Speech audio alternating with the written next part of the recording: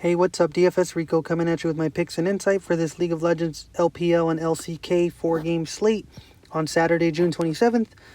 Sorry for the late upload. I was just busy at work.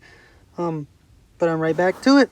Yesterday I went 4-0 with my picks. I just picked all the favorites and it kind of ended up working out. I ended up playing a lot of the favorites, so I ended up cashing as well. I did take some shots with some underdogs, didn't work out, but I mean, that's part of the game. The underdogs aren't going to win every single time. I think that bumps me up to 38 and 16 on the season as far as my picks. So it's not too bad. Hopefully we can continue today. Hopefully I can go 4-0 again. That's the goal. And before I get started into this slate, if you could like, comment, subscribe, I really do appreciate it. Been getting a lot of feedback and support. And yesterday I did mention the Patreon thing that I do want to start eventually. Got some feedback on that. Like I mentioned in the Patreon, I'm not really like not gonna say on a computer savvy, but I'm not like able to build spreadsheets or nothing like that. But I am like working on doing some write-ups on the slate, like a breakdown, game by game breakdown. Because especially in League of Legends, I feel like it comes down to like game by game breakdown and like champ select to be like pick this player. We all know what players you want to build your lineups around, the AD carries and the mid laners. Everyone else kind of just fills in. Whether you're doing like a 3-man stack or a 4-man stack, it just kind of depends what you end up doing. But yeah, so I kind of just, in the article that I'm going to be writing, it's not really an article, I guess. It's just like a page, game by game breakdown, just recap of the slate before. And just to let you guys know, like, you'll be able to read it on the Patreon. And then the best part about it, I think, in my opinion, is if I do the Discord where people can just chat with me, ask me questions, and just, bounce ideas off of each other for the slate that day. And if I do make it, it's only going to be $5. It's going to be just, for now, it's just going to be on League of Legends and once other sports, major sports, because I myself only am big on like League of Legends, NBA, MLB, and football, stuff like that. And I know it a good amount, so I know how to play it as well. I wouldn't want to give content on like NASCAR or like MMA because I'm not huge on it. I do play them. I do just watch other people's videos and just kind of go from there. So I'm not going to give content out on stuff that I don't feel confident that I'm giving you the best possible advice. I'd want to give you the best advice I could give you and help you win as much money as you can, just which is the goal, And as a team, I'm pretty sure we can build a nice little community and get that going. And I did say, like, at first, obviously, I won't have probably any Patreon subscribers, but I do want to do a thing where, like, the first people that sign up for $5 a month, can go a long ways, it can end up benefiting all of us. $5 a month. And eventually, like, as my subscribers grow, I would want to bump the price up. But the people that stuck with me from the beginning and subscribed would end up just staying at the same price that they subscribed in for my Patreon, which is something that I would think is like rewarding. If I'm trying to build a community, more people will be into it and stuff like that. Just kind of looking out for each other, So that's something I'm really looking forward to, that I do want to start. If I could get more feedback on it. For League of Legends, it would just be more like ownership projections, like what I think about ownership and just numbers, stack percentages, and then just my little write-up game by game breakdown. Once I start going into other sports, I'll try to do like favorite plays. Like I said, in League of Legends, it's hard to say favorite plays as far as one player, so I just kind of go with my teams that I like. But yeah, I'm going to get into that. But now let's jump into the slate today. Oh, and also for this video, in the description, I am going to put a thread to the article. Like, I just kind of typed it up on my Word doc. It's kind of like, picks and advice, breaks down the slate before, and then I go game by game and just kind of write up the little paragraphs about what I think about each slate, my favorite players from each slate. Just something simple, nothing too complicated. Then at the end, I'll just kind of go sum it up with my picks and all that stuff. But it'll be a nice read. I'm going to put it in my description if you guys want to read it. Some people rather read it because might not understand exactly what I'm saying. So they'd rather just read it instead of listen to it. But yeah. First game, you got Suning versus Dominus. I do like Suning in that matchup. Dominus can win that game. This is, I know Dominus hasn't won one game in their entire season. They played 5 matches, haven't won one game. But every team that they played, in my opinion, is better than Suning. So I don't see why they can't come out and win a game or even win the match. Suning is not like the most fantastic team in the world, They're not that they're not the best team. They have huge upside though in this matchup. So I think a lot of ownership will go towards them. in another team, which I'll mention in a bit.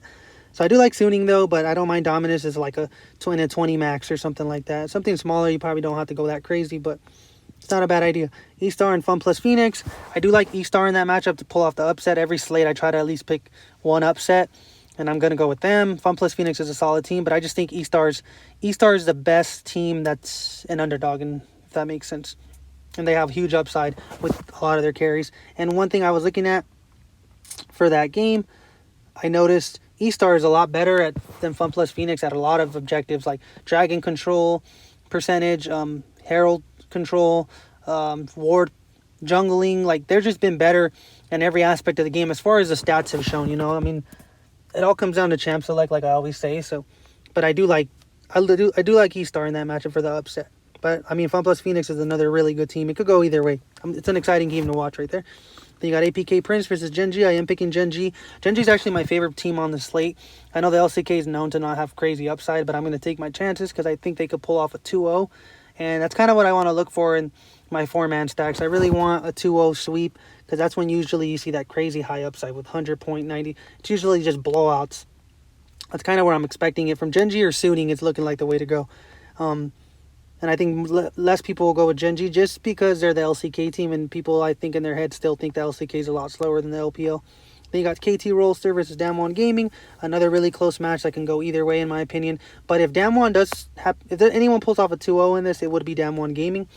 So if they do pull off a 2-0, I think they will be on the optimal lineup. They have crazy upside with Showmaker in the mid lane, Naguri in the top lane. So that's it for that. Starting lineups for the LPL are right here. Same lineups for these teams. Same lineups for these teams. Nobody's made any changes. And then I'll just go over to the game by game, kind of just give my little breakdown of each team. SP versus Gen.G. Like I mentioned, I do like Gen.G. Probably my favorite team on the slate. If I am playing them, I'm looking at playing all these guys right here across the board. And you can either play Rascal at the top lane or the team. I would probably, or the support. The support's the only thing we have an issue with. So to be safe, if you're not going to stay up, just play Rascal. Rascal's not a bad play. I mean, they don't really put him on carry top laners, but he could be pretty solid if the team ends up 2-0, they could have a solid stat line for sure. Something like that. Or if you don't feel confident like that, you can just play him in a 3-man stack because I know they are the LCK team. But this is something I'm looking at. The support's really iffy because we don't know if Kellen or Life is going to start. They've just been bouncing back and forward. I think Life started last time. They bounced back every match practically.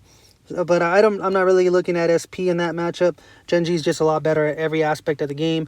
Gold lead at 15 minutes, dragon control, vision control. They're just better across the board as a team, and they've been looking pretty good.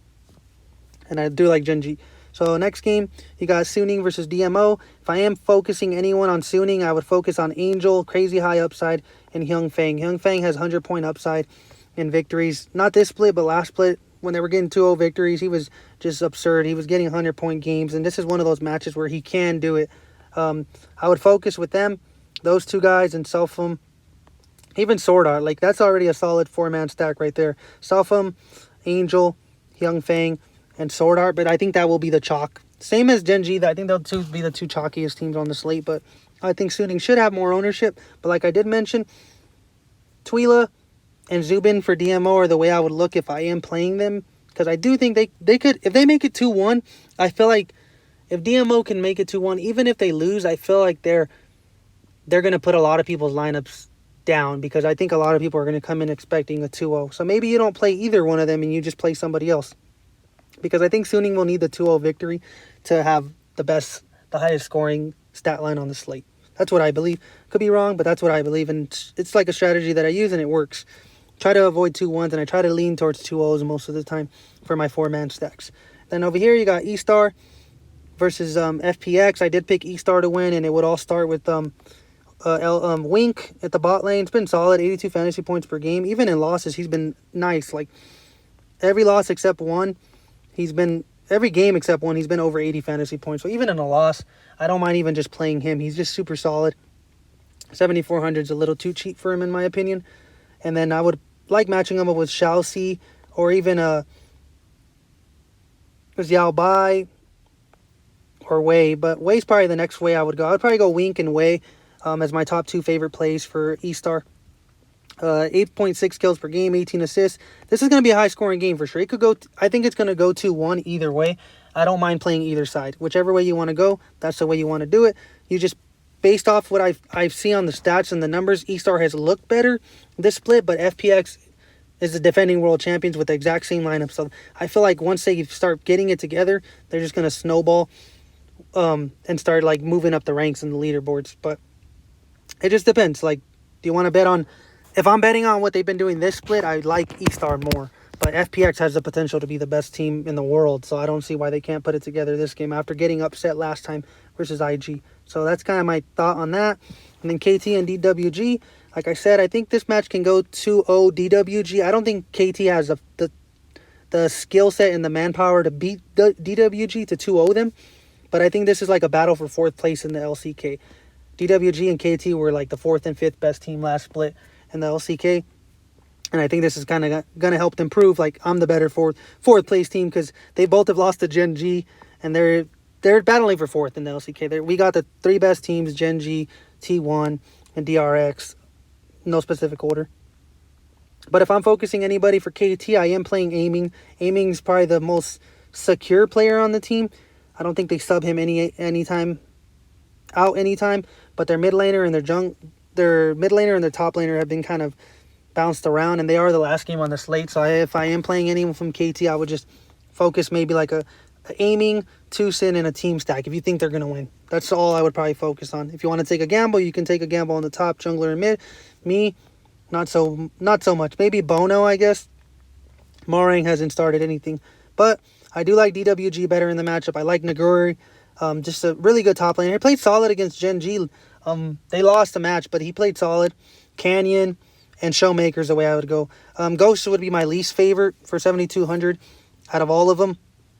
I even like Aiming more than him, so Ghost he's not that... I don't think he's the reason they're winning. If they win, it's going to be because of Showmaker in the mid lane. So Showmaker is the main guy I would focus if I am playing a DWG stack for sure. DWG beats KT and a bunch of the team stats as well. They're the best dragon control in the LCK so far. They have the best ward control. They have the best the biggest leads at 15 minutes, gold leads at 15 minutes. So if they get ahead early, they like to snowball for the rest of the game, and I expect that to happen. If DWG 2-0s, they will be one of the best teams on the slate for sure. I think they have that upside to them. They play like an LPL team, so that's why I do like them. But yeah, that's really it. Like I said, look in the description if you want to read that little tiny article I have and give me feedback on it. Let me know what you think. But yeah, thanks for watching. I really do appreciate it. Like, comment, subscribe. Thank you. Share it too.